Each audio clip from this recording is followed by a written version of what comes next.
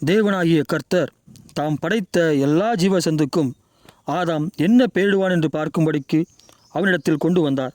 ஆதாம் அவைகளுக்கு என்ன பெயரிட்டானோ அவைகளே அவைகளுக்கு பெயராயிற்று.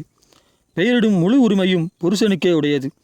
கர்த்தர் பெயரிடுவதற்கு ஏவாளிடம் கேட்காததினால் பெயரிடும் உரிமை ஆதாமுக்கே உரியது.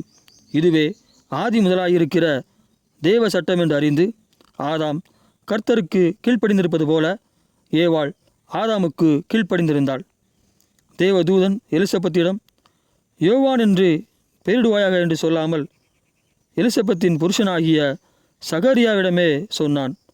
குழந்தைக்கு பெயரிடும் முழு உரிமையும் புருஷனுக்கு இருக்க அதே தேவதூதன் யோசேப்பிடம் சென்று இயேசு என்று பெயரிடுவாயா என்று சொல்லாமல் முதலாவது மரியாளிடமே குழந்தையின் பெயரை வெளிப்படுத்தினான். இப்படி இருக்க தேவ சட்டத்தை எப்படி புரிந்து கொள்ள வேண்டுமென்றால், மரியாள் யோசேப்பிடம் தேவதூதன் குழந்தைக்கு இயேசு என்று பெயரிடுவாயாக என்று சொல்லியிருக்கிறார். நீர் குழந்தைக்கு என்ன பெயரிட மனதாயிருக்கிறீர் என்று மரியாள் யோசேப்பிடம் சொல்ல, யோசேப்பு கர்த்தருக்கு கீழ்ப்படிந்தபடியால் தேவதூதன் மரியாளிடம் சொன்ன பெயரையே குழந்தைக்கு வைத்தான். இக்குழந்தைக்கு பெயரிடும் உரிமை மரியாளின் புருஷனாகிய யோசேப்புக்கு இல்லை. அதனாலே குழந்தையின் பெயர் முதலாவதாக மரியாளிடம் வெளிப்படுத்தப்பட்டது.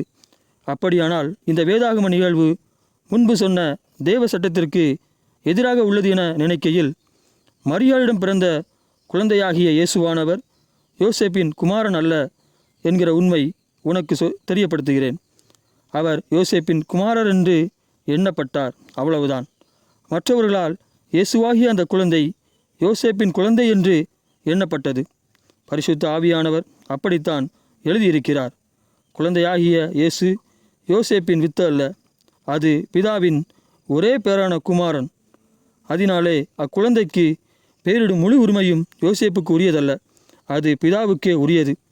பிதாவின் வித்தை மரியாள் சுமந்ததினால் குழந்தையின் பெயரை யோசேப்புக்கு முன்னதாக மரியாளுக்கு சொல்லப்பட்டது.